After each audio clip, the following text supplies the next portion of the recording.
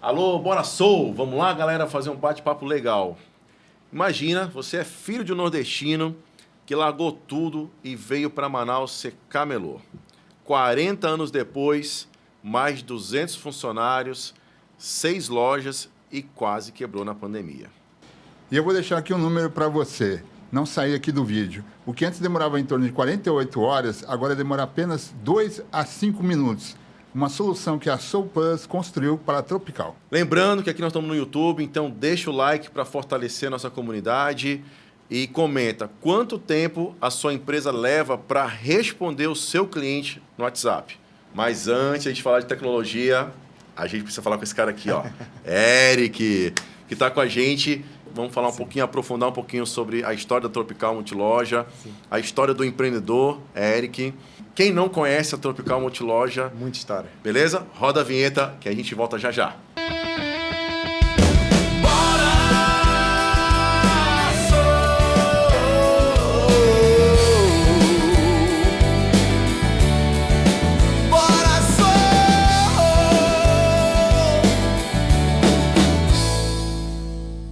Eric, bem-vindo ao Bora Soul, episódio 1, para marcar a nossa história. Feliz, né, de estar. Muito obrigado pelo convite, né? Gerson, Paulo. É uma parceria que já deu muito certo, que a gente vem construindo.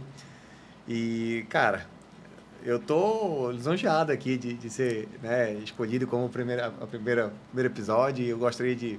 Vou fazer um esforço para compartilhar todos os detalhes e tudo aquilo que a gente trabalhou junto ao longo desses anos aqui, né? Nos mínimos detalhes, para que a gente possa ter um conteúdo bem rico aqui. Show! Bom, eu sou o Paulo. Para quem não conhece a Soul Plus, nós somos uma plataforma de atendimento digital. Nós temos CRM, WhatsApp, com API oficial, automação, assistente de IA, e que você pode também fazer disparos de mensagens, seja de WhatsApp, SMS ou torpedo de voz. Bom, basicamente é uma empresa que ela ajuda a outra empresa a vender mais pelo atendimento, um atendimento melhor digital. A gente vai falar de muita tecnologia, a gente vai falar de inovação, a gente vai falar de IA, mas antes de começar a entrar esse bate-papo todo, eu queria saber o seguinte, Eric, como é que começa a história da Tropical Multiloja? É fato ou é boato, né, essa história do seu pai, lá de Pernambuco, vir para Manaus e conta a história do cafezinho? Eu vou contar. É do chocolate. Chocolate? Eu vou, assim, se você for na nossa loja da João Batista, ali tem um mural pintado ali. Lá você consegue ver que tem alguns símbolos, né? Tem o Marco Zero de Recife, tem ali alguns símbolos da Amazônia, e tem uma moeda de 20 centavos. Aconteceu que meu pai estava em Recife, numa mesa com os primos e tal, né? Em casa.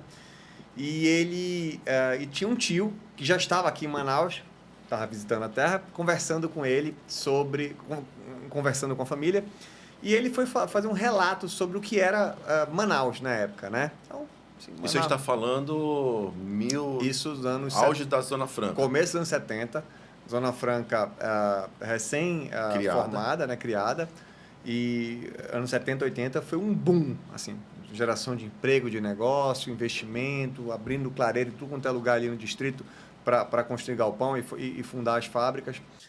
E meu pai, na condição, assim, a situação já estava um pouco apertada lá em Recife, e o meu tio avô fala para ele que, olha, Manaus é uma terra boa. Você vai lá, compra um chocolate, um cruzeiro, eu não lembro que moeda na época, você dá um cruzeiro, custa 80 centavos, e o caixa devolve o seu troco, e o cliente fala assim, não, você pode ficar com isso aqui. E aí meu pai pensava assim, nossa, 20 centavos? Assim, a pessoa está dando 20 centavos aqui, eu, sei lá, faço alguma coisa com isso, né? Posso tomar um cafezinho, não sei. E aí ele enxergou uma grande oportunidade, falou assim, olha, alguma coisa está acontecendo lá, vou para lá. Arrumou as coisas e veio. E foi recebido por esse meu tio-avô, né? E aí começou a história dele, né? Trabalhando como ajudante na loja, depois que saiu para camelô. E aí foi quando fundou a Importadora Tropical. Começou como Importadora Tropical, né? O nome Tropical é uma alusão ao Hotel Tropical, que tinha acabado de inaugurar. e estava no hype, ele estava bombado. Olha, isso eu não E sabia. aí a palavra importadora na época também, assim, o nome das lojas de importadora era alguma coisa pertinente, assim, trazia autoridade, apesar de não importar na época, mas vender muitos produtos importados, isso ajudava bastante. E ele acabou se fundando na Importadora Tropical, e aí o resto, né, foi caminhando até 2005, quando virou Tropical Multiloja, no momento de virada, né, a gente na época refez a marca, refez tudo, e eu já estava trabalhando com ele, mas não na operação. Eu ajudava, eu comecei a trabalhar com ele. A minha história de varejo é um pouco diferente. Não comecei na Tropical Multiloja, eu comecei em outra operação.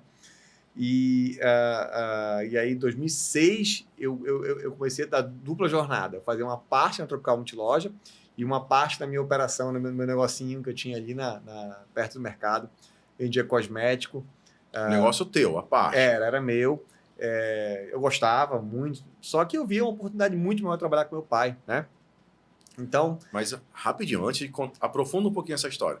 Chegou a fazer faculdade, estudou? Sim. Isso já é pós-faculdade? Não, isso era junto. Eu fazia junto. Comumente, eu estudava à noite, né? Eu sofria para estudar à noite, era muito difícil, porque eu tinha a rotina do comércio de manhã. Uhum. Então, você ia lá, chegava 8 horas, negócio de beira de mercado é muito cedo, né? Chegava 8 horas e trabalhava até as 4h30, saía de lá, corria, ia para a faculdade. E nessa jornada ali foram 5 anos de UFAM. Fez o quê? Eu fiz administração na UFAM, na FES, muito próximo do CHL ali, você dava para ir a pé, inclusive. Não, mas o FES aqui era no centro, né? Não, a FES já estava lá no campus. Sim, lá no campus. Era um prédio recém-construído. Um anexo. Um anexo ali, no fundo ali do você tinha o CHL e a FES. Sim. Foi isso, né? Bem, e aí eu tinha essa dupla jornada. E para quem não é de Manaus, pessoal, a gente tá falando o seguinte, isso dá o quê? Mais ou menos 10 km, né? Do centro para dentro do campo da universidade. Dá mais de 10 quilômetros. E num trânsitozinho ali de 5h30, 6 horas. Era difícil. Põe aí 1h30. Eu tirava 1 hora. 1 hora para chegar lá, estressante. E assim, ia com a cabeça, sabe? Porque pouco experiente, jovem, imagina, impulsivo, me estressava com tudo, perdia paciência com tudo. Tinha pouco conhecimento tácito ali, né? Achava que conhecia, mas não conhecia, né? É um inferno ali. Mas ali foi uma baita escola, tá, Gerson? Uma baita escola. Aquele comércio ali puro, barriga no balcão, foi uma grande escola para mim. E eu tinha um diferencial naquela época, tá? Eu pisei na China a primeira vez em 2004. Então, eu já viajava para a China naquela época, né? Quando ninguém ia para a China, eu já estava indo para a China, com 21 anos apenas, e eu ia já para ajudar meus pais a comprar mercadoria. Eu traduzia e comprava mercadoria. Eu não comprava mercadoria para mim porque a minha operação não precisava. Até arriscava umas coisinhas ali e tal, mas não era o foco. E em 2006, eu já enxerguei que, a Tropical já tinha inaugurado a Saldanha Marinho, a Tropical Multiloja tem muito potencial, vou para lá. E aí eu já fazia dupla jornada, né? Um período na cosmético, outro período na Multiloja e à noite faculdade. Aí depois terminei a faculdade logo e tal. E China. No auge ali, né? Quando a gente tinha dólar de 1,80, 1,90, né? Antes daquela crise de 2015, antes da crise da Dilma, a gente estava fazendo 3 viagens por ano na China. Fazemos 3 viagens por ano. Chegamos a fazer 120 operações de importação por ano. Então, assim... Aí já estava dentro da operação na Tropical. Já estava, assim... Onde eu estava na... Eu estava... Mais, meu foco era operação e ajudava aquela loja. Né? Eu não tinha um conhecimento... Vocês estavam com 2 lojas. Tinha uma matriz, tinha 2 lojas, isso. E estava inaugurando na Saldanha Marinho. Saldanha Marinho estava com... fez ela em 2005, né? Outubro de 2005. Então, assim, a Saldanha Marinho, ela cresceu muito rápido. Sim. Ela bateu a venda necessária muito rápido. Foi algo que impressionou a gente. Ainda é nosso maior faturamento, né, no Tropical Multiloja, a Saldanha Marinho. Coincidentemente, meu escritório é lá. Né? Naquela época, o meu escritório é lá, que era para ajudar a loja, mas acabou ficando porque acabei gostando e tal, levei o marketing para lá, tudo. E aí essa foi quando eu entrei e aí eu ganhei, assim, meu conhecimento, tudo que eu fiz já voltado para trocar multiloja. Então, todo o conhecimento que eu buscava, tudo que eu estudava, tudo que eu me debruçava sobre varejo, era pensando no que eu poderia aplicar ali para um modelo como eu tinha já, né, que era trocar multiloja. Modelo varejo puro. E nessa época, o que teu pai falava nessa época que te marcava como ensinamento do varejo? Alguma coisa que te marcou? Olha, eu acho que do varejo, assim, tem tanta coisa, gente, porque o varejo é muito complexo, tá? Assim, o varejo é um modelo de negócio onde o relacionamento ele fala muito, né? Onde você tem muitas vertentes, mas por que pareça, o que eu mais herdei do meu pai ali, os ensinamentos foram foram valores, né? Então, alguns valores que vinham dentro de casa, que fortaleceram muito no negócio, fortaleceram muito na rotina do negócio, que eu levava para a minha vida no negócio ali, né? Transparência, justiça, né? Assim, fazer o certo pelo certo sempre, entendeu? Isso me ajudou muito, perdi muitos negócios, sem sombra de dúvida. Perdi muitos negócios, porque assim, o Brasil é a terra da oportunidade do errado, né? Mas a gente realmente se focava em fazer o correto, certo? E lógico, assim, na parte de negociação, em relacionamento, meu pai me ensinou demais. Que tem a ver também com os valores que a gente pratica dentro de casa, nos negócios, que era o respeito ao cliente. E isso é uma das coisas que eu não abro mão hoje. A gente faz um esforço parece ser muito fácil isso, né? Mas quando você tem uma jornada ali, quando você tem um fluxo muito grande, a jornada do cliente ela é muito impactada por fatores que você não tem como controlar. Tem como controlar, mas você acha que está controlando, mas não está controlando. Até você realmente se debruçar sobre tudo o que está acontecendo e destrinchar tudo, tirar e colocar, avaliar. Isso aqui é ruim, essa parte do processo é ruim, eu queria tirar, mas ela é importante para o resultado final, mas ela é onde está causando a falha. Tipo, você está muito suscetível ali ao humor do funcionário e tal. Então, aí foi quando eu entendi que para que meu cliente fosse bem tratado, para que nossa imagem não fosse destruída como uma empresa que trata mal um cliente ou que já teve no passado, e aí a pessoa levar isso direto para a família, eu falei, não, a gente precisa realmente se debruçar e trabalhar ali todo o processo e tentar implantar essa cultura no funcionário, na turma. Então, todo mundo que entra, que não consegue aderir a essa cultura, quando você tem pessoas que têm realmente desvio de caráter, é natural que essas pessoas se excluam sozinhas. Assim. É muito comum tu ver a pessoa saindo, desgarrando ali sozinho, porque ela não tem nada a ver com a gente. E aí, quando eu decidi que eu ia atender melhor meu cliente, com a ajuda do meu pai, né? Porque tem coisas que eu falasse, isso aqui, cara, isso é muito caro, fazer isso é muito caro, manter esse serviço é muito caro, mas ele realmente insistia. E aí hoje a gente colhe os frutos porque a gente tem ali um contato com o nosso cliente ainda de varejo old school, sabe? De varejo das antigas ali. Lógico, muitas coisas não são permitidas mais, né? Por conta de velocidade, por conta de perfil de cliente e tal. Mas aquele contato com o cliente, de bom dia, de abraçar o cliente, de pegar a mercadoria na gôndola para o cliente, de fazer o cliente andar, assim, tipo, aquele negócio, ele ter shortcuts na loja, né? Ele economizar tempo na loja, entendeu? Tipo, a gente quer que o cliente passe mais tempo, lógico, na loja, mas a gente quer que o cliente também saia satisfeito. Então, se o propósito dele é comprar 2, 3 coisas e pagar e ir embora, a gente vai fazer isso por ele. Então, entra aqui e tal, escolhe isso, não deixa de oferecer uma promoção, mas se apressa teu problema, se apressa a tua demanda, vamos, corre aqui, vai lá, tenta matar as filas o mais rápido possível. Então, assim, uma das coisas que eu passei muito tempo fazendo no começo, né, além de subir venda, melhorar a rentabilidade, diminuir custo, era como atender melhor nossos clientes. Então, isso foi um ponto que a gente reforçou muito nos últimos, 15 anos. Érica, mas assim, me conta essa relação pai e filho, porque provavelmente eu quero que você lembre assim, a primeira bronca que aconteceu que é uma bronca. Quando você tem o patrão é uma coisa, agora Olha, é até o pai e teu patrão, né? engraçado, a gente teve... meu pai foi uma pessoa... Meu pai foi uma pessoa muito explosiva até um determinado momento da vida dele. Depois ele realmente passou a ser uma pessoa muito calma. E isso isso é algo que eu admiro muito nele. Ele é realmente muito calmo. Hoje ele é muito calmo e pacífico.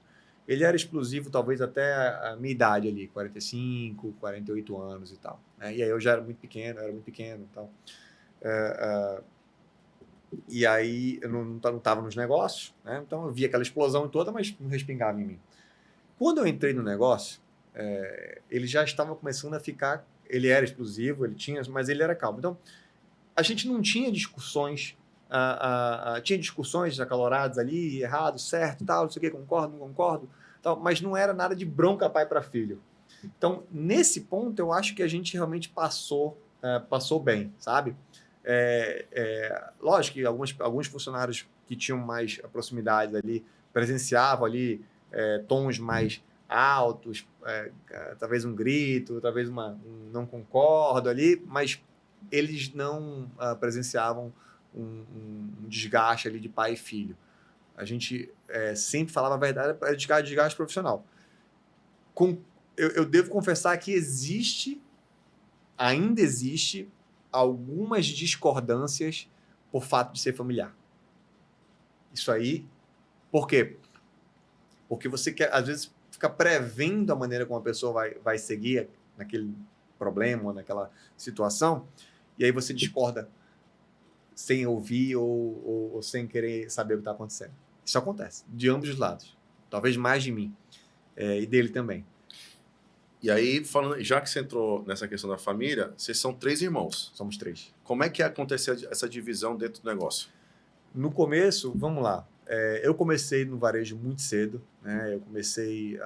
Eu saí do Brasil, intercâmbio, morei fora e tal, um certo tempo. Quando eu voltei, eu falei, agora é hora de trabalhar. Faculdade de trabalhar, não quero só estudar. Eu já queria ganhar dinheiro, né? E eu me via numa oportunidade de começar a ganhar dinheiro. Os outros, não. Você é o irmão mais novo? Eu sou do meio. Tem o Vitor, que é o mais novo, e o Alan, que é o mais velho. Engraçado. E aí começou a Tropical Cosmético, as coisas começaram a ir bem, uma loja que se equilibrava e tal. Naquele momento, eu comecei a trazer o meu irmão mais novo. E aí, assim, as coisas foram indo. E aí foi quando eu fui trabalhar, fazer essa jornada dupla, Tropical Multiloja, Tropical Cosmético, ele ficou lá. E aí, meu pai abriu uma loja só para queimar velharia do depósito dele, que era só saldo. Era perto da igreja de Remédio. E essa loja, hoje o ponto está alugado lá e tal. Essa loja botou meu irmão mais velho lá. E aí foi o contato dele com o varejo e tal. Depois de um tempo, ele veio trabalhar conosco, o mais velho, e o mais novo acabou saindo da empresa e entrou no ramo de franquias havaianas. E acho que tem algumas operações já pela cidade, ainda opera nisso, é sócio de uma das empresas do grupo, não é no Tropical Multiloja, e recentemente, nos últimos 2 anos, ele voltou a trabalhar conosco, lógico que dando a dupla jornada, né? E aí a gente está introduzindo o Vitor, mais novo, nessa rotina ali, compras, né? Essa parte financeira, gestão, tudo ele já faz muito bem na operação dele, ele entende como funciona, mas a nossa realidade ali, compras, o varejo nosso, nessa outra operação é atacado também, tá? Ela é 75% do faturamento dela é atacado, então tem outra pegada, né? E o mais velho trabalhou conosco até 2018, saiu, voltou agora, está no centro de distribuição. É interessante você estar falando sobre essas diferentes operações, atacado, varejo, e são também personalidades diferentes, mas também conduzidas ali pelo seu pai, que é a base de tudo, né? Mas quando vocês entram em algum tipo de discordância de pensamento, como é que vocês resolvem? Olha, é difícil, né? Existe... vamos lá. A operação... Acho que eu vou abrir aqui da outra operação, que é o atacado, Tropical Atacadão. É uma operação que minha mãe é majoritária lá e ela toca. É uma operação maior que a Tropical Multiloja, uma operação mais nova que a Tropical Multiloja e ela já é maior que a Tropical Multiloja. Elas são duas lojas físicas com um atacado bem pujante, atende quase o estado do Amazonas todinho, a capital também, lógico. E foi uma solução que meus pais tiveram ali no final dos anos 90 para não separar.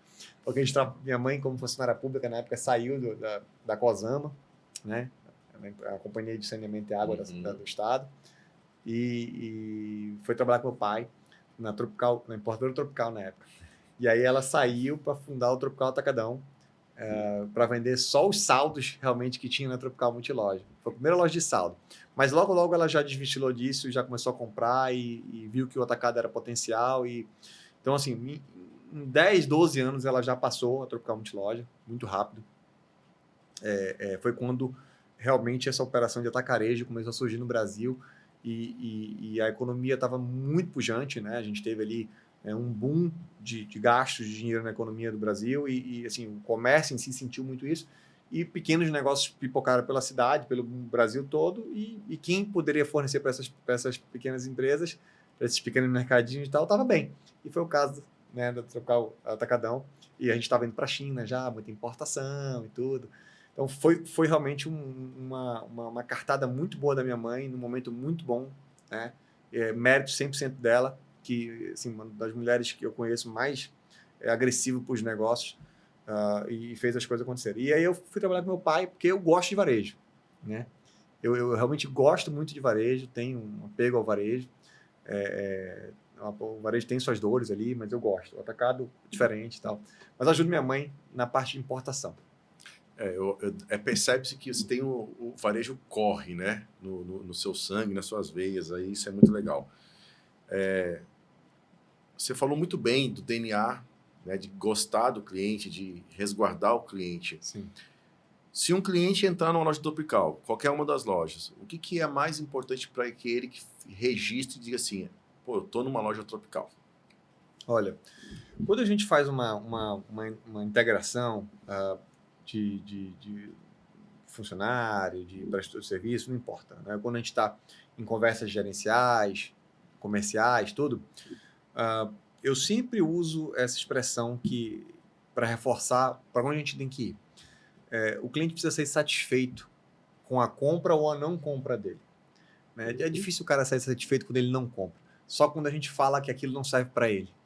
Aí ele fica satisfeito. Depois ele vim comprar essa caneca aqui, tal, para tomar meu café e tudo, mas ela é térmica. Eu vi que ela é térmica. Não, mas essa caneca não é térmica. É mentira, ela só parece, mas não é e tal e tal. Olha, muito obrigado pela franqueza e tal. E tá, embora e vai procurar. Tá satisfeito, né? Agora, quando ele não acha uma coisa que ele esperava achar, ele fica frustrado, mas ok, você perde a venda, mas não perde o cliente, né? Pelo menos em alguns momentos você não perde o cliente.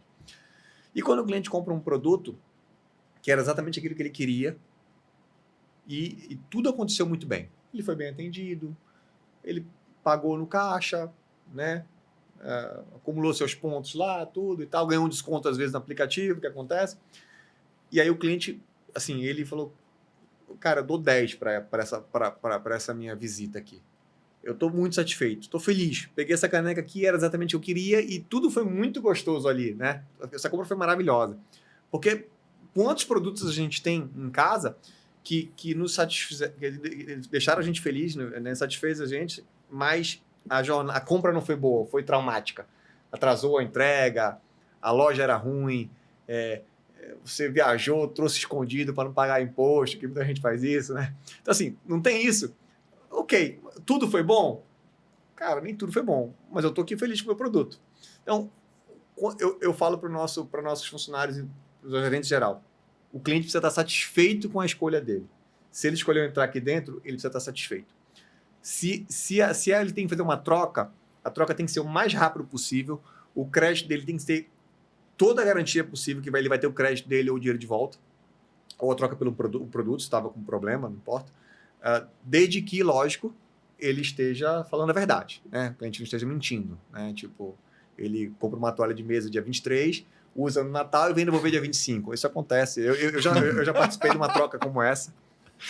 Inacreditável. Eu participei de uma troca de anos atrás. E aqui, naquele momento eu falei assim, eu troquei, tive que trocar. Não tinha marca, não tinha nada. Se tivesse uma marca de comida e tal, né? Mas não tinha nada. Eu tinha certeza que o cliente tinha usado aquela toalha, entendeu? Mas tudo bem, tá bom. Então, assim, o cliente saiu satisfeito? Saiu. Será que ele é meu cliente? Hoje eu posso saber, mas naquela época eu não tinha. Mas será que esse é meu cliente regular? Então, quando a gente fala assim, o cliente precisa ser satisfeito, doa quem doer. Não importa quanto você vai precisar gastar ali para recuperar um cliente que por algum motivo teve um problema de atendimento, por algum motivo se frustrou. Não importa. Precisa resolver. Eu quero que o cliente saia satisfeito. Porque não... Mesmo que você saia com prejuízo? A gente tem inúmeros casos. Muitos casos de prejuízo.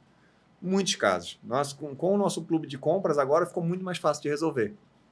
Então, o cliente tem um problema tal, tem uma frustração, porque uma frustração em chão de loja é como um avião quando cai. É porque muita coisa aconteceu. Né? Não é só um problema. Dificilmente um problema só causa uma frustração na loja. Às vezes, a pessoa, o responsável daquele posto faltou, o outro que estava lá estava cobrindo, estava de mau humor, não sei o quê, né? O produto que ele tinha, o produto que ele queria estava com um problema, estava com o preço errado, o cara precificou errado. Aí você começa a ver, quando você vai ler o que aconteceu, eu falei, cara, ali não era o dia daquele cliente. Sim. Chama o cliente, pedimos desculpa e tal, tá aqui um vale-compra de R$50, R$100 para você poder usufruir de novo aqui numa jornada mais feliz na nossa loja e tal. E 100% dos clientes voltam e gastam esse vale-compras. Agora, Eric, a gente sabe, e você falando assim, é bem interessante porque o Eric está falando aqui. Agora, como é que você consegue garantir que essa cultura ela se espalhe e permaneça dentro da Tropical? Uma das coisas que eu aprendi lógico, o treinamento ele é importante, muito importante. A gente tem um problema que é a baixa retenção por parte de uma parcela significativa da sociedade. As pessoas têm dificuldade de reter as coisas, né? E aí você precisa estar insistindo muito, repetindo, até ao ponto que aquela pessoa que está operando lá, funcionário ali, entenda que isso aqui, ó, é sagrado. Isso é sagrado. Não pode errar aqui. Eu posso quebrar um produto na loja, eu posso errar uma contagem, mas eu não posso errar com o cliente. Eu não posso errar com o meu colega também. Posso errar fora da loja e tal, depois o RH descobre e tudo bem. Mas, então, tu entende a importância que a gente dá? Eu quebrei essa caneca. Desconto? Não vou descontar. Mas, é seu trabalho notificar para dar baixa. Esqueci de dar baixa. Puta, aí também você não está ajudando, né? Entendeu? Vem aqui. Ajuda de ajudar. Ajuda de ajudar. Pelo menos ajuda para consertar o estoque. Então a gente trabalha. Então, assim, eles entendem que o cliente não pode ser penalizado em nenhum momento por erro nenhum. É como você paga seus tributos e você precisa falar quanto você vai pagar, né? Essa loucura do Brasil, né? Tipo, quanto você... tá aqui o teu boleto. Não, mas o boleto foi você que gerou o DARF lá. Eu que gerei o DARF para pagar. Mas se eu errei, aí o problema é teu. Aí se você errou, o problema é teu. E aí a gente não vai perdoar. Tá aqui sua multinha, né? Então, na Tropical, a gente... não existe multa. Assim, lógico, existe uma cadeia de cobrança, existe uma cadeia de acompanhamento que pode culminar ali numa advertência ou numa suspensão ou até numa demissão. Mas isso, sim, a gente trabalha muito para que não aconteça. É muita orientação e falar assim, tá vendo como não pode errar? A gente não pode errar. Acontece erro, lógico que acontece. Com milhares de atendimentos por dia. Um outro cliente ali de mau humor. Um outro funcionário de mau humor. Uma outra coisa que acontece. Uma cadeia rompida ali acontece. Uma falha no sistema. Uma funcionária que queima, que aquece o ambiente. Pode acontecer. É normal isso, né? Agora, a equipe precisa entender que aquilo lá não é algo que a gente pode tolerar. Precisa ser corrigido. Isso está 100% entranhado em tudo? Não, é impossível. Mas que eu te garanto 95% sim. Legal. E a gente vai falar agora assim, quando começa a crescer a operação, imagino Aí dói. que esses problemas, né, dói. E aí a gente tem aquela frase, né? Crescer dói. Eric, abre o jogo. Quando começa esse processo de ampliação, onde que mais doeu? Tá. A primeira dor é quando você para de enxergar o limite do seu terreno. Essa é a primeira dor. Quando você está enxergando ali as 4 cercas, né? Os 4 cantos, ok. Tem o controle na mão. Sim, aí você vê os problemas acontecendo na outra empresa, assim, no seu concorrente, ou numa empresa que você vai lá, voei agora da companhia tal, fui mal atendido, tinha um problema no carro. Como é que pode acontecer um negócio desse? Né? Aí, na minha empresa, você está vendo tudo. Quando a cerca começa a esticar e você não vê mais, e aí muda muito as coisas. E aí é onde entra a necessidade de pessoas e processos. Né? Então, assim, isso é muito clichê isso, mas... Mas na prática, como é que você fez isso? Tá, vamos lá. Meu primeiro grande erro foi tentar fazer tudo. Não tentar controlar tudo. Tentar eu fazer tudo. Você, Eric. Avaliar todos os processos, tentar escrever todos os processos. A gente não tinha ChatGPT na época, né?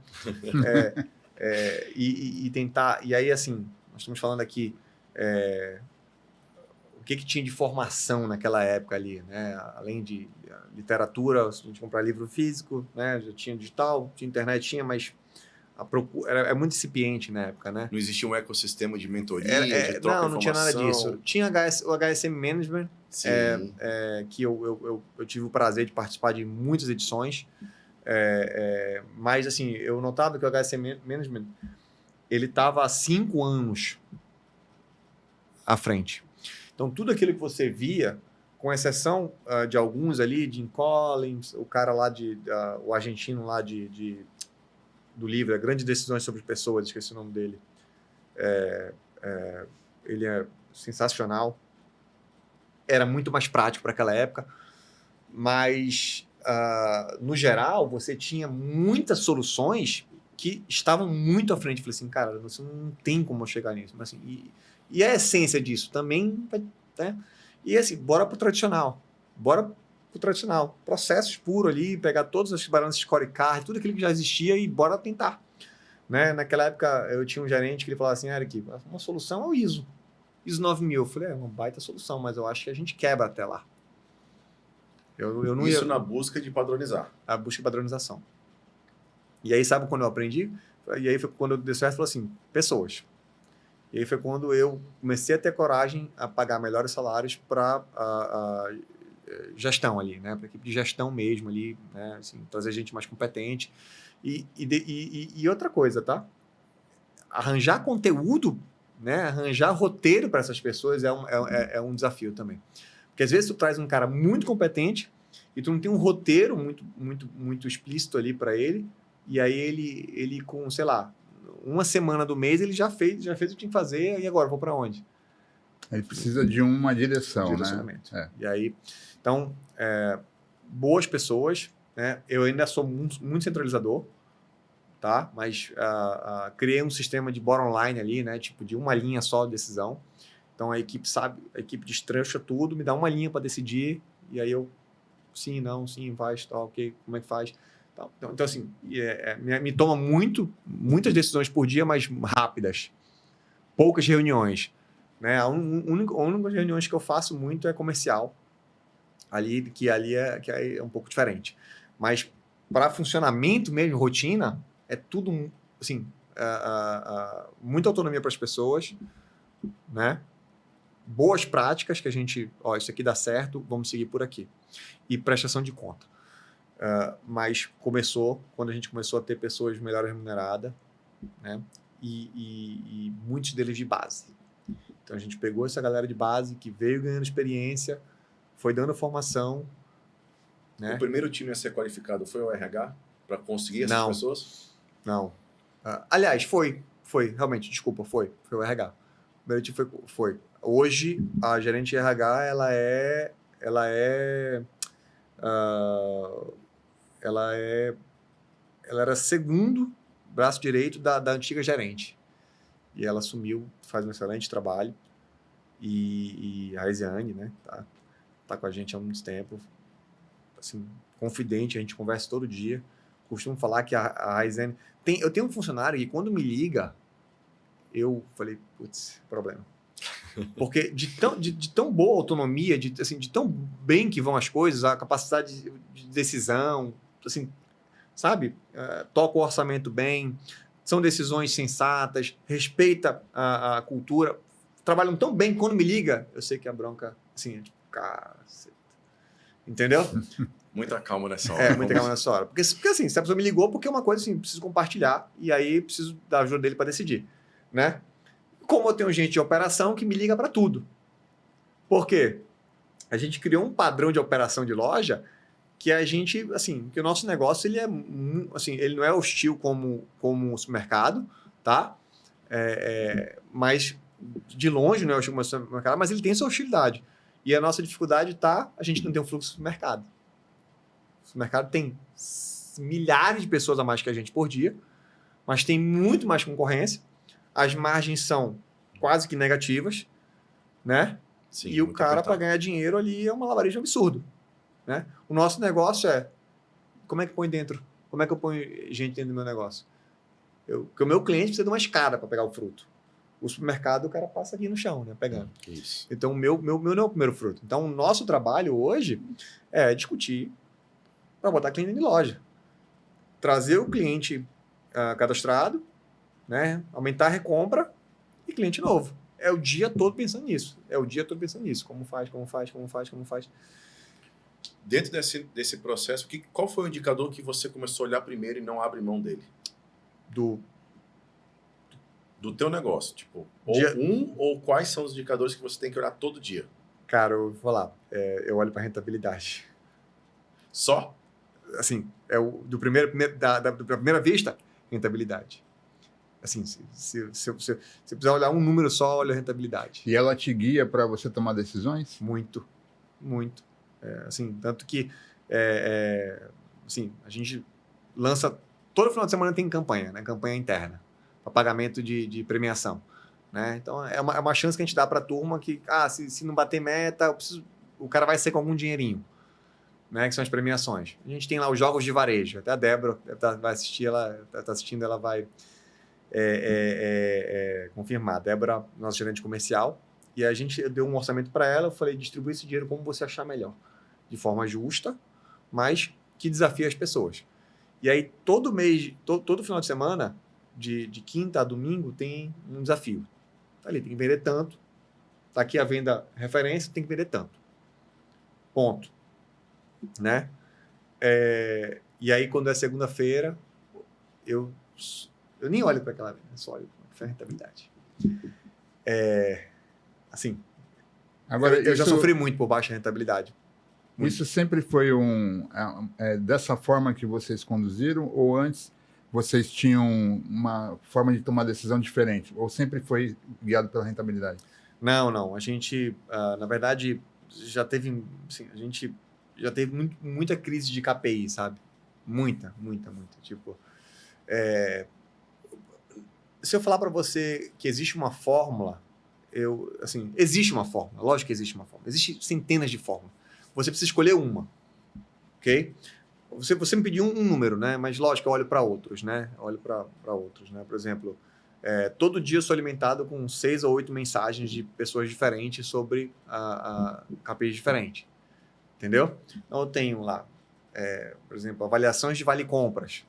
Como é que se comportou esse vale-compras? Quanto que ele trouxe de faturamento, quanto foi passivo dele, né?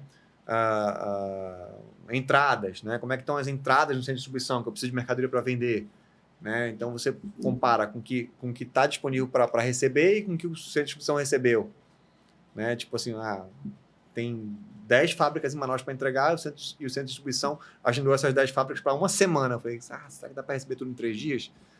Aí eu me meto ou não me meto? Eu fico pensando aqui. Aí vamos ver como é que tá a venda. Aí, tá difícil. Desce para a hora de venda. Pô, se tivesse mais mercadoria aqui, ia ajudar. Aí, fulano, antecipa aí, recebe tudo até quarta-feira e vamos ver o que vai dar para fazer. Então, assim, você vai medindo. Então, a gente já teve essa crise de KPI. A gente não sabia para onde olhar, né? E naquela época aí, instalamos o primeiro BI, foi o BI mais caro da minha vida. Foi muito mal negociado na época, não fui eu que negociei. E o BI completamente desconexo com a realidade. Ele não entregava os números que realmente a gente precisava de primeira. Para tomar decisão. Não, ele entregava, mas ele não era a primeira página. Sim.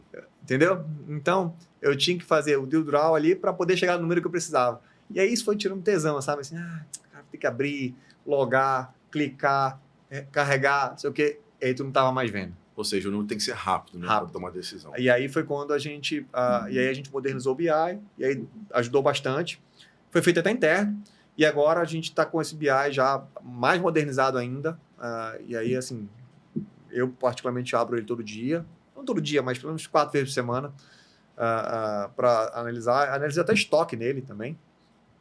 E aí eu fico medindo ali. Mas hoje, cada setor, cada departamento tem o seu. Compras tem o dele. Financeiro tem o dele lá. O financeiro não usa BI, mas tem o dele dentro do sistema. O comercial tem o dele, o CD tem o dele, entendeu? Crescer no varejo Assim, não é glamour, né? É processo. Olha, chega um determinado ponto, Gerson, que eu tive fase de crescimento que foi a pior fase do meu negócio ali. Eu vendia como nunca e não sobrava dinheiro nenhum. Você tinha margem, mas a operação era tão gulosa ali, né? Os custos eram tão elevados que não sobrava dinheiro. E aí, como eu posso traduzir isso, tipo assim, você estava cruzando ali um cinturão de asteroide ali, sabe? Você estava crescendo, mas você estava sendo bombardeado ali, tudo, e no final do mês, ali no final do ano, cara, cadê o dinheiro? Né? Demanda por crédito no banco e tal. Era gestão? Era gestão. Sem dúvida que era gestão. Mas existiam outros fatores ali, né? Tipo, assim, a ambição por crescer, né? Assim, faltou ali um pouco de planejamento e tal. E hoje não, hoje eu sou um pouco mais cometido. Eu estou trabalhando muito, muito mesmo para aumentar a rentabilidade por metro quadrado. Assim. Meu foco aqui eu olho assim, quanto a gente está vendendo, tal. Quanto que a gente vai crescer? Crescemos 8% ano passado. Beleza. Quanto cresceu de rentabilidade? Crescemos 4 pontos percentuais de rentabilidade. Ou seja, não adianta faturar e gastar muito. Então, né? a gente cresceu 4 pontos percentuais de rentabilidade. Então, para mim, esse número foi maravilhoso. Sim. Assim, então, teve uma estratégia por trás e eu não vendi mais caro, tá? Eu não vendi mais caro. Eu vendi ligeiramente mais barato. Eric, tem o quê? Mais de 25 anos no negócio aí, né? Eu tô na Tropical. Na verdade, eu tô desde 2000, de barriga no balcão, 2002. Barriga no balcão. Vai para 24 anos. 24 anos. 24 anos, Nasceu no off, né? No panfleto, no negocinho. Viu o Instagram nascer, viu o YouTube nascer, viu o Google nascer, viu o digital nascer. Sim. Tá vendo a IA nascer. Sim. Nessa jornada toda. Qual foi o momento? Ainda passou por uma pandemia. Qual foi a jornada mais difícil? Qual foi o momento mais difícil para vocês? Olha, eu vou introduzir essa minha fala com algo que eu, junto com uns amigos, que a gente chegou à conclusão que a nossa geração é privilegiada de ter nascido no off, né? De ter, né, vivido o off, de todo o prazer que as pequenas alegrias que o off dava para a gente, né? Assim, que realmente... De acompanhar o surgimento do telefone, né, do smartphone. Tudo. Até meu primeiro celular foi em 99, nunca esqueço. Aquele que abria assim um startup. Motorola. Exatamente. A bateria durava 25 minutos. E a chegada da Orkut, o Facebook, tudo, o Instagram e tal, tráfego pago. Você foi a primeira pessoa que fez tráfego pago pra gente. E agora a inteligência artificial. Né? Eu nunca esqueço, cara, eu conheci a inteligência... Eu abri o ChatGPT a primeira vez, por que pareça, em dezembro de 22. Você fazia um pedido ali no OpenAI, né? Só no computador, não tinha aplicativo. E eu nunca esqueço. Assim, eu nunca esqueço. Eu estava ali escrevendo, fiz umas perguntas, e ele respondendo para mim, eu fiquei assim em choque. Eu falei, não acredito. Eu falei, caceta. Na hora, assim, vou fazer um roteiro. Fiz um roteiro de rios. Roteiro pronto. Falei, caramba, cara, que isso? Cabeça explodiu. Explodiu. E naquela semana eu encontrei uma amiga que é influencer, eu falei, fulana, olha essa ferramenta aqui. Entra no computador, ela não tinha nem computador. Não tenho não, mano. Compra um notebook. Isso daqui a 3 meses vai tá na mão de todo mundo. Eu lembro que estourou em março de 23, né? Mas se até lá você tiver isso aqui usando, sabe? Imagina 3 meses de roteirização grátis que tu vai ter automatizada, assim, entendeu? E aí, assim, ela não deu muita moral. Eu falei, como? Mas eu fiquei apaixonado por aquilo. Fiquei apaixonado, assim. E aí, hoje... e aí a gente estudando a respeito, né, entende como isso mudou o mundo e como ainda vai mudar mais, né? A gente estava falando sobre token, né? Sobre naquele dia, né? Pô, tá muito caro e tal, não sei o quê. E a gente conversando no meu grupo que eu tenho no grupo de WhatsApp sobre inteligência artificial, eu estava explicando essa situação e tal, e foi quando a gente abriu uma comparação de custo de token. Em 6 meses, o custo diminuiu 90%. Falou assim, Eric, aquela operação deu $5 em 2 dias, negócio, cara, tipo, não vai fechar a conta, né? Assim, $5 para o pessoal entender, em teste. Em teste. Isso rodando, poderia chegar a $100 por dia, $200 por dia, fácil. Muito mais, né? Sim. E aí ele comparou, não, Eric, calma, que vai cair esse token. Olha quanto era 6 meses atrás. Tinha uma diferença de preço de 90%. Então ainda está caindo. Então, assim, isso são os fatores que a gente tem aí, né? É muita coisa. Então, aí tem a inteligência artificial, tem a AGI também, né? Que isso também me deixou em choque quando eu tive os primeiros contatos, não, as primeiras leituras, né? Aí já no chat GPT, conversando sobre o futuro da inteligência artificial dentro das empresas, né? Aplicabilidade, porque esses cursos, tem muito curso aí, né? Assim, cara, tem umas coisas absurdas, mas cuidado, hein, galera? Cuidado com esses cursos, cuidado com essas mentorias, tem muita lambança, né? Tem muita coisa que não serve para você, e eu recomendo você usar o Gemini e o ChatGPT para buscar conhecimento. E aí, quando eu comecei a estudar sobre aplicabilidade, eu fiquei impressionado. Na verdade, foi até um amigo que me deu essa epígrafe, que eu falei para ele, cara, obrigado pela epígrafe que você me deu, porque isso vai ser realmente um livro para mim, que eu vou escrever. E eu já estou ali, já em, sei lá, centenas de páginas discutindo eu estou usando o GPT mesmo, né?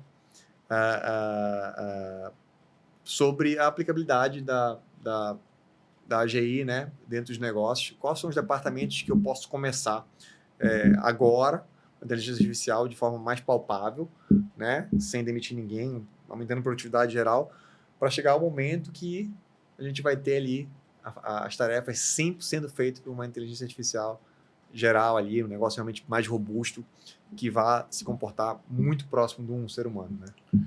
Eu queria entrar no assunto de WhatsApp, que quando a gente fala de varejo, a gente acompanhou o nascimento do WhatsApp, e aí tem um assunto que é delicado, e a gente vai colocar o dedo na ferida, que é banimento do WhatsApp. E eu me lembro, e você me engano, Gerson, nosso número foi banido. O que a gente faz? Ele estava prestes a ser banido, né? Ele teve uma restrição. Uma restrição, exatamente. Né? Ele teve uma restrição, e eu falei para você nessa época, eu falei, Eric, não tem jeito.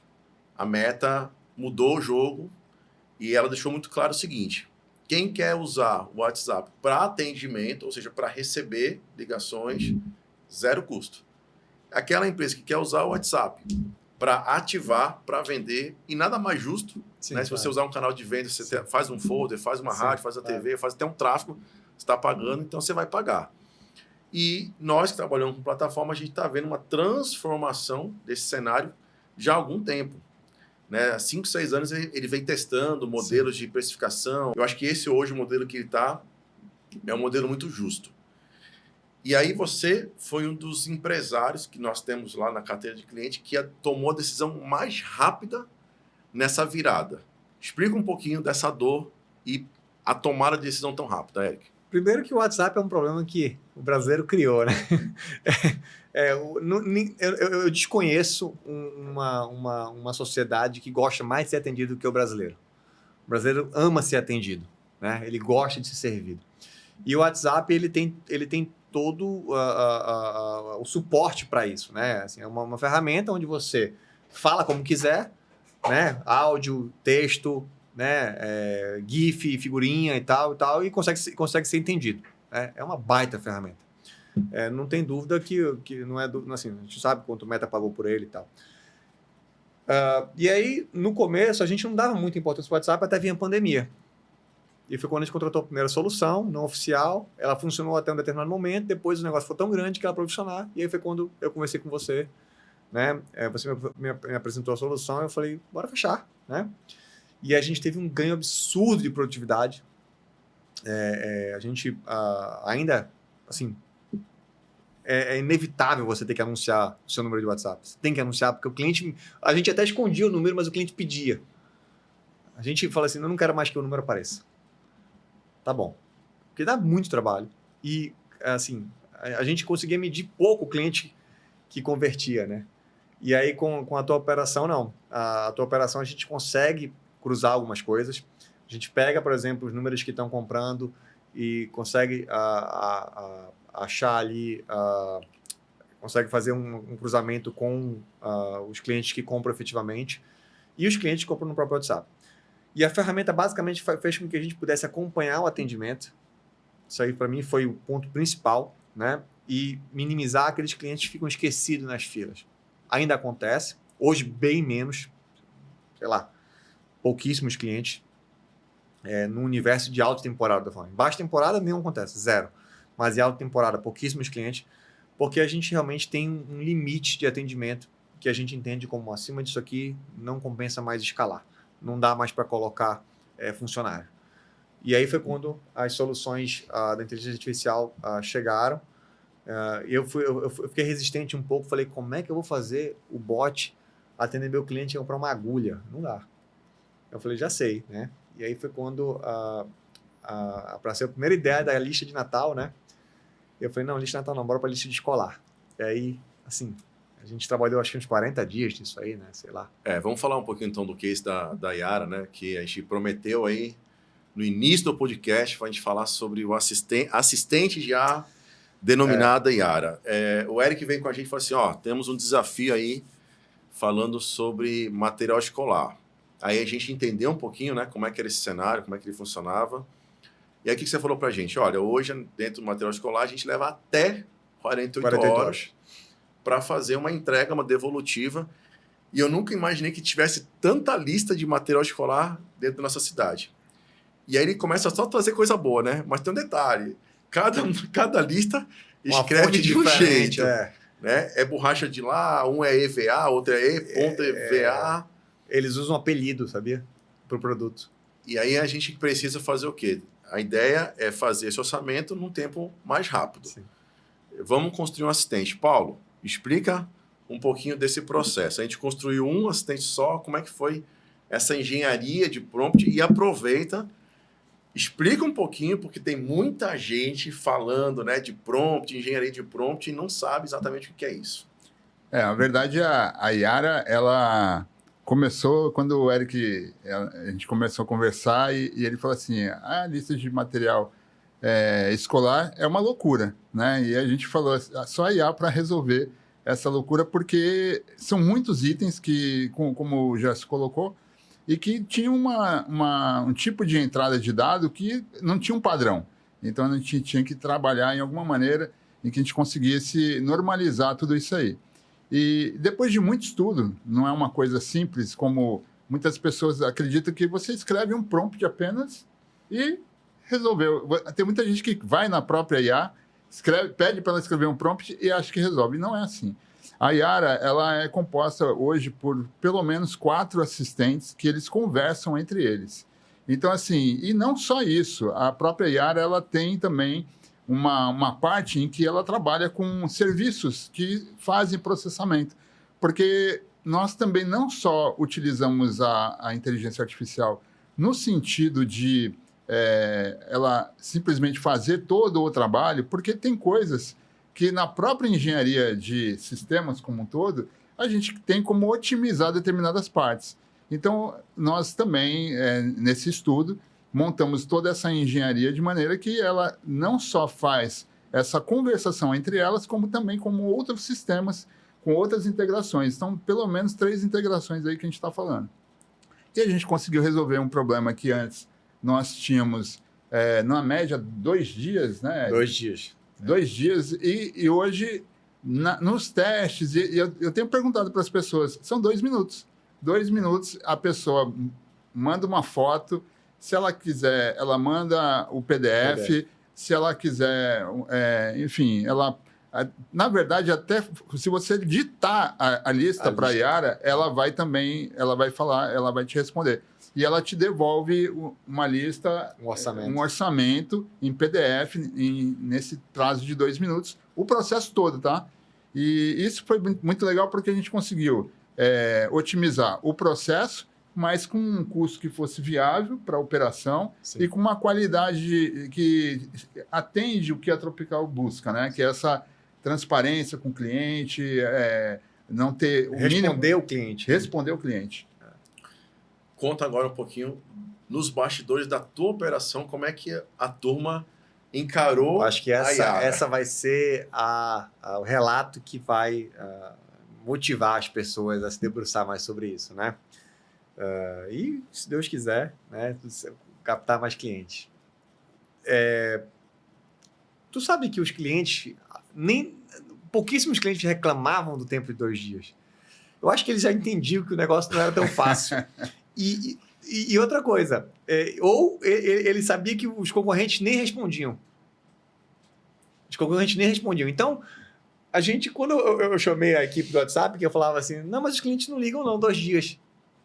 Eles recebem, não estava nem esperando mais, que bom. E eu falei, cara, que legal, né? A gente estava respondendo. E aí eu lembro dos anos passados, o calhamaço de papel que ficava na mesa ali, a Júlia e a Alana. Eu lembro que eu vi isso aí. E as outras meninas que eram convocadas para ajudar, elas preenchendo, tinham que escanear e devolver para o cliente. 1 ano atrás. E eu lembro que essa ideia surgiu 1 ano atrás. Eu falei, o que é isso aqui? Vamos pensar nisso aqui. Exatamente isso mesmo. Tu estava sentado lá com a gente, né, configurando. E aí, quando surgiu a possibilidade, né, do primeiro agente, eu contratei o serviço e ficou parado, né? Engavetado. Sim. E na minha cabeça eu falei, eu tinha escrito, eu peguei um post-it e botei assim, eu preciso terminar esse agente.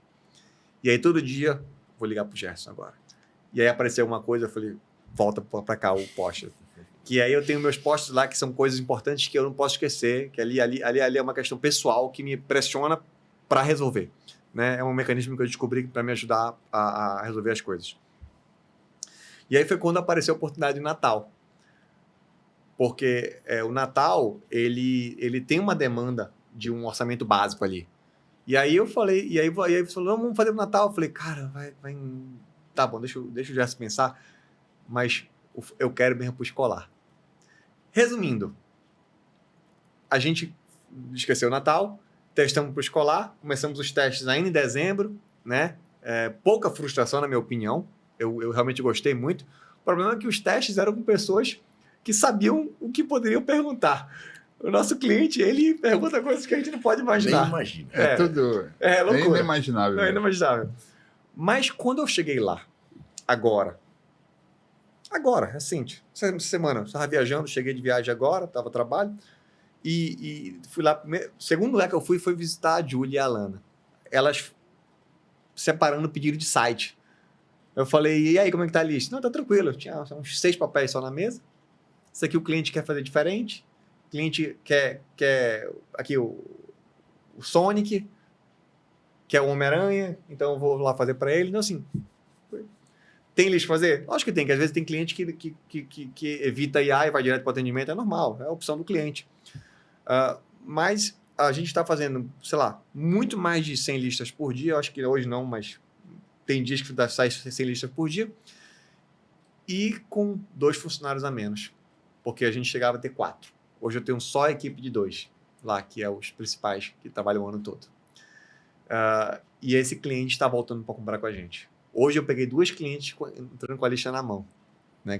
Com o orçamento que a Yara mandou. Olha aí, legal. Isso é bem legal. Cara, eu acho que tem uma coisa importante, que é assim, o mindset de trabalhar com IA. Né? Tem muita gente que está achando que vai colocar IA, vai fazer um prompt, Sim. vai colocar IA e vai diminuir gente. Né? Eu acho legal quando você pensa assim, eu vou colocar IA para dar produtividade para o meu time. Ou aí, talvez deixar de contratar. Perfeito. Entendeu? Tipo, ó, preciso aumentar aqui a produtividade da turma, contrataria mais um. Não, vamos tentar dar uma solução com IA aqui. A equipe mantém, produz mais, ganha mais. Provavelmente eles podem ganhar mais, né? Porque estão entregando mais, né? Então a empresa tende a crescer. Então isso é a base da produtividade, é essa, né? As pessoas acham que aí você vai fazer um assistente e está pronto, finalizado ali, não vou mais mexer. Não. A gente trabalhou 40 dias e ainda está trabalhando. Sim. Né? Então, quem quer trabalhar com IA, pessoal, entenda que é um caminho sem volta e todo dia você vai aprimorar alguma coisa do teu processo. O cara lá do Sapiens, né? O israelense lá, o Yuval, ele falou numa entrevista dele maravilhosa, falou assim, a inteligência artificial é uma nova espécie. É algo que o ser humano nunca viu, é uma nova espécie. É algo, assim, realmente uma nova espécie. Ela é capaz de gerar e fazer coisas, né? E não posso falar que é um ser vivo, mas ela é uma ferramenta que ela não para. Então, por exemplo, a Yara, ela vai precisar de atenção como um funcionário precisa. Sim. Né? Exatamente. A diferença é só que ela vai trabalhar 24 horas, mas a atenção vai ter lá. Então, e uma coisa que nós já sabemos e que a própria Soul, quando criou a Yara, nós montamos para a Tropical de uma maneira que você já consegue aplicar ela em outros processos, em outras sazonalidades. E isso, na verdade, é uma coisa que a gente também é importante estar falando aqui, que essa arquitetura toda que foi criada, ela não é só para lista de material escolar. Ela serve para uma série de outros negócios. Sim. Uma clínica que quer agendar uma consulta, uma imobiliária que quer qualificar o seu lead, enfim. Uma oficina mecânica. Uma oficina mecânica. Atendimento como um todo. A gente consegue integrar e trabalhar com essa inteligência hoje. E hoje a Soul sabe que esse processo todo tem dado certo por validação, estudo e agora a aplicação. Agora eu vou falar para você, tá? Que foram 40 dias porque tinha um time da Tropical focado, respondendo rápidos, tempo real. Porque muitas vezes o projeto você entra, a gente já teve experiência em outras empresas que do lado da empresa o projeto fica abandonado. Sim. Aí não roda, não né? acontece. Eric, a gente está encaminhando para o final, a gente fica feliz de ter conseguido. Acho que a Yara vai ter novos desafios aí para 2026. E a gente vai voltar aqui depois para contar esses novos desafios. A gente tem um quadro aqui que a gente chama Malagueta. Porque pimenta no fiofó dos outros é refresco, né? No nosso de empresário, quando vem para nós. Sim. Então, assim, é um bate-bola rápido, perguntas e respostas rápidas, tá bom? Concorrente que você admira. Pode ser local, nacional. Olha, assim, a Havan. É um modelo de varejo. O cara simplesmente resolveu expandir no físico. Todo mundo expandindo no digital, o cara não, vou para o físico. E tem ali seus 90 e poucos % de faturamento no físico. Né? É o proprietário, Luciano Wang, é um dos proprietários, né? É um showman. Então é um cara que vestiu a camisa da empresa ali, ele é a imagem da empresa. Eu gosto daquele modelo de negócio dele. As lojas são lojas agradáveis, são lojas confortáveis de andar. Sortimento, para a gente como varejista, olha aquilo, nada demais. Mas quando eu tiro o chapéu de varejista e olho como cliente, muito bem montado o sortimento. Concorrente que você não gosta, que se fechasse hoje, não ia fazer falta nenhuma. Olha, na verdade, assim, não tem vários, mas assim, o concorrente que não joga as regras honestas, as regras do jogo, né? Então, assim, tem aquele ditado que o americano fala muito bem, que é você tem que odiar o jogo, não o jogador, né? Ok, o jogo no Brasil realmente ele é muito difícil, ele é complexo, é difícil, mas tem uma questão de moralidade ali, né? Então, vamos fazer o certo pelo certo. E a gente tem muitos concorrentes que jogam mal, né? Então, tem sonegação, pirataria, não respeita a regra, lei, nada e tal, tudo. E assim, querendo ou não, e repasses para o preço. Mas, difícil fidelizar, ele fideliza o cliente só pelo produto e preço. E é muito difícil ele manter isso para sempre. Qual foi o conselho de negócio que você recebeu que você ignorou e deu certo você ter ignorado? Caramba! Tá. Esse tem a ver com paciência ali, né? Com impulsividade, sabe? Então, assim, meu pai mesmo, assim, nunca tomar nenhuma decisão sob pressão, sobre... desculpa, é o conselho para que eu não segui, né? Sim, e que deu certo. De compras tem vários. Assim, tipo... Cara, compra isso que vai dar certo. Eu falei, não vai. Isso aí você entende, acontece. Como também tem do outro lado também, né? Olha... ali no começo, ali no final da primeira década, a gente tinha muita sugestão de expansão. Muita. Expande. E eu tinha medo porque a gente tinha uma informalidade muito grande nos processos. Entendeu? E aí eu não segui. Eu acredito que a economia estava num boom tão grande naquele momento, entre 2006 até 2011 ali, que mesmo assim eu teria aproveitado. Porque a venda ia suprir qualquer problema. Só que, lógico, eu teria que ter olhado para dentro e falei, agora tem que consertar. Então, aquele momento de expansão é um momento que talvez a gente não tenha mais. Coisa rápida, Eric. Uma coisa que você automatizaria hoje, se pudesse. Automatizaria é uma coisa que a gente está pensando, tá? Reposição automática. Reposição de loja mesmo, assim. Não digo o ato de repor mercadoria na gôndola. São pedidos automáticos para que a mercadoria esteja disponível no estoque de loja para venda. Legal. Existe isso, tá? Mas ele não funciona, tá? Tipo assim, como eu digo, não funciona.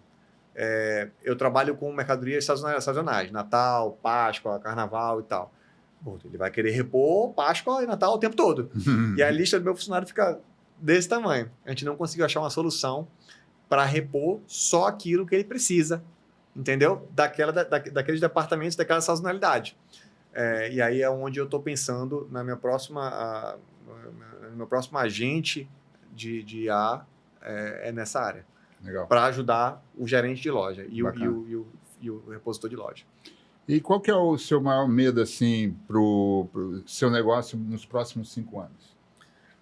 Olha, na verdade, eu não tenho medo da internet. Eu acho que a gente está caminhando para o digital também.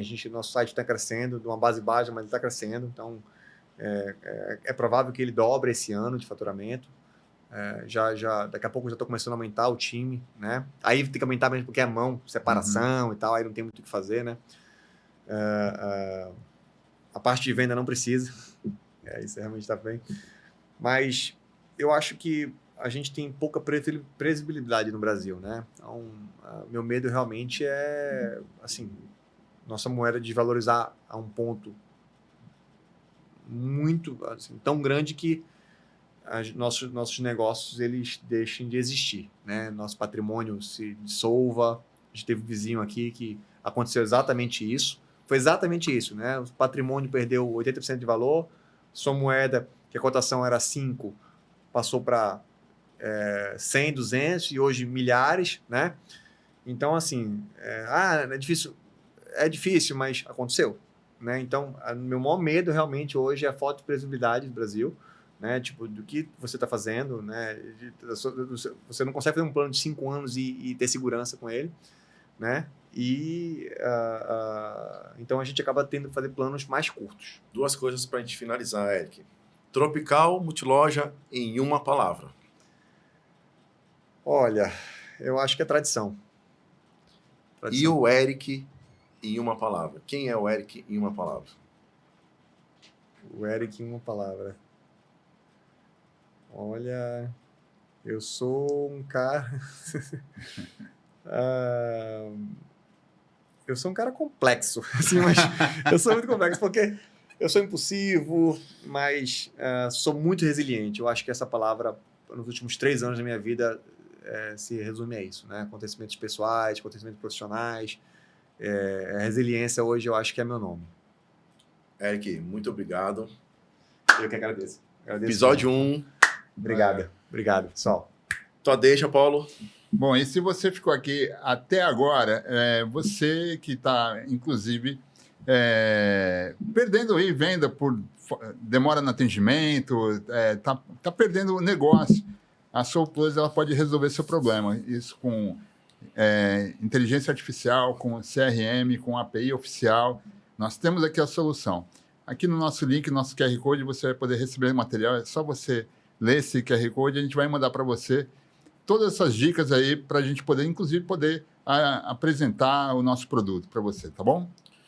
É isso aí. Fala com a nossa SoulIA. Ali tem um material muito especial, feito, né, para você entender melhor as diferenças do WhatsApp Business, da API oficial. Você vai poder ter uma experiência real de conversar com o assistente de IA que foi construído para te atender nesse sentido, tá bom?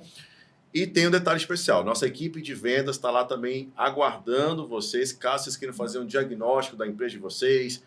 Eu estou operando atendimento, eu quero usar um CRM, eu quero entender um pouquinho melhor como é que eu consigo conectar vários atendimentos, Instagram, WhatsApp, Telegram, enfim, outros canais aí dentro de uma única plataforma. Nosso time de vendas faz o diagnóstico, é uma reunião rápida, tranquila, beleza?